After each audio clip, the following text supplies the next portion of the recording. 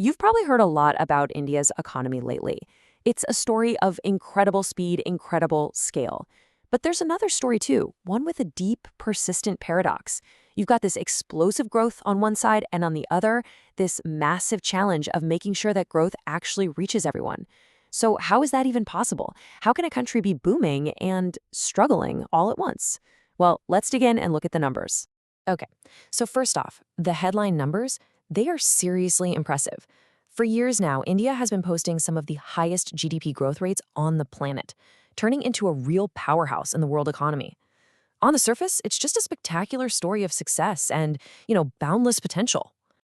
And this isn't just about some abstract GDP numbers. We're seeing a real fundamental shift in the labor market. The labor force participation rate, that's basically the share of people who are either working or actively looking for a job, has jumped by over 10 percentage points in just 6 years. That's huge. It means millions and millions more Indians are jumping into the economy, trying to build a better future. The engine is definitely roaring. All right, so this is where the story starts to get, well, a lot more complicated. With all this positive momentum, we have to ask the single most important question of all. Is this growth truly inclusive? Are all those benefits being shared, or are they just piling up in a few hands? Let's see what the data says. This brings us to our first big paradox, and it has a pretty powerful name.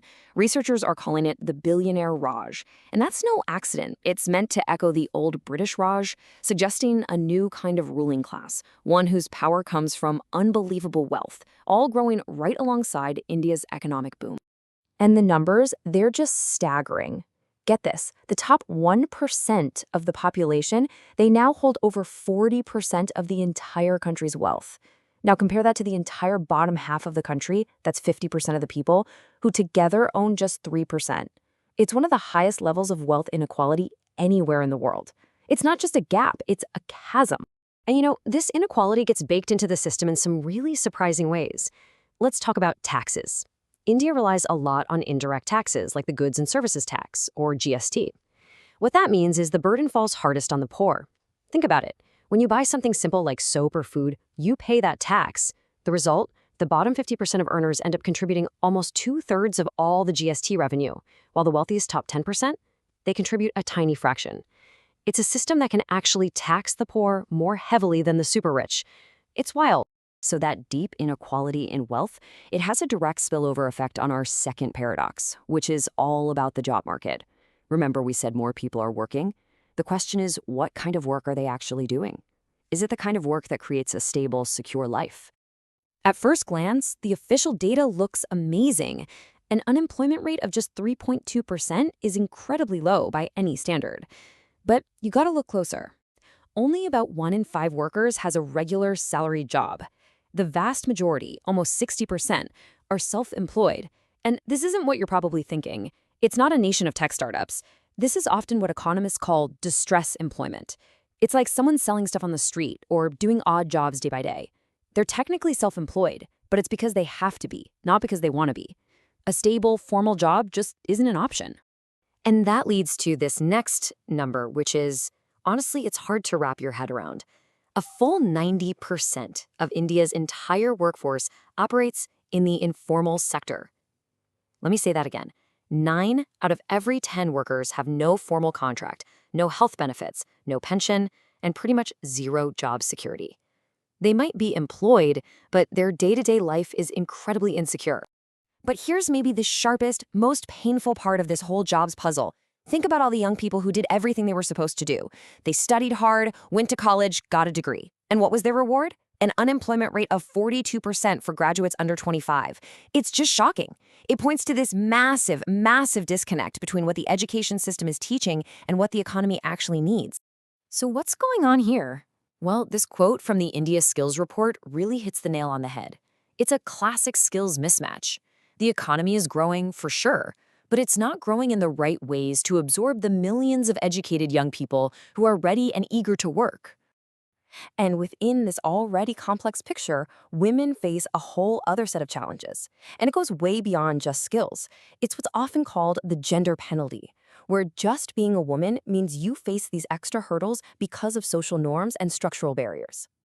Let's put it in simple terms. An Oxfam report found that for the exact same work, a woman in India gets paid, on average, just 63% of what a man earns. And this isn't because of education or experience. The data accounts for that. This points straight to systemic discrimination. And check this out. This is a really fascinating finding from some recent research. It shows just how much family dynamics can shape economic reality. A married woman's ability to even have a job is hugely influenced by the norms inside her own home. If her mother-in-law works, it can create a supportive environment. But if he doesn't, it often reinforces traditional roles that can act as a powerful barrier to that woman entering the workforce. Okay, so this brings us to our third and final paradox, and it's this idea of a two-speed India. The big national growth story we started with, well, it's hiding a massive and growing divide between different parts of the country. To really get this, just look at this tale of two states. On one side, you have Kerala in the south. Literacy is almost universal, nearly 94%. Poverty is basically gone. Then you have Bihar in the east. The literacy rate is barely over 60%. Over half the people are living in poverty. And the income difference, we're not talking a small difference. It's a six-fold gap in income. It's like they're two different countries. And this isn't just a one-off example. The whole country's economy is increasingly being driven by just a handful of states in the south and west.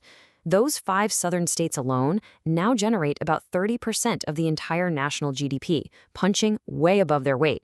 This creates these huge imbalances in development, opportunity, you name it.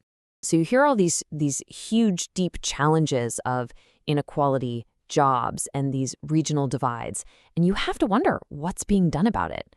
Well, let's turn to the policy response, because it has been absolutely massive. The Indian government has launched some of the biggest social welfare programs on the planet. I mean, we're talking about financial inclusion for hundreds of millions of people, tens of millions of new homes built, health insurance for a population bigger than the entire United States, and food security for 800 million people. The scale of this safety net is just unprecedented, and it's all aimed at directly improving people's lives. So, putting it all together, what's the path forward? How do you solve these paradoxes? Well, experts point to a clear roadmap that tackles every single issue we've talked about. To fix the jobs problem, you've got to reform education and close that skills gap. To protect that huge precarious workforce, you have to strengthen Social Security for the 90% in the informal sector. And to heal that regional divide, you have to intentionally invest in the states that are lagging behind and empower women to unlock their full economic potential. It's all about creating growth that is fair and balanced across the entire country. And that leaves us with this one big thought. There is no doubt that India has figured out the formula for rapid economic growth. The challenge for the next decade is something different. It's about making sure that growth works for everybody. Can the nation that built a world-class economy now build a world-class inclusive society? That right there is the defining question for India's future.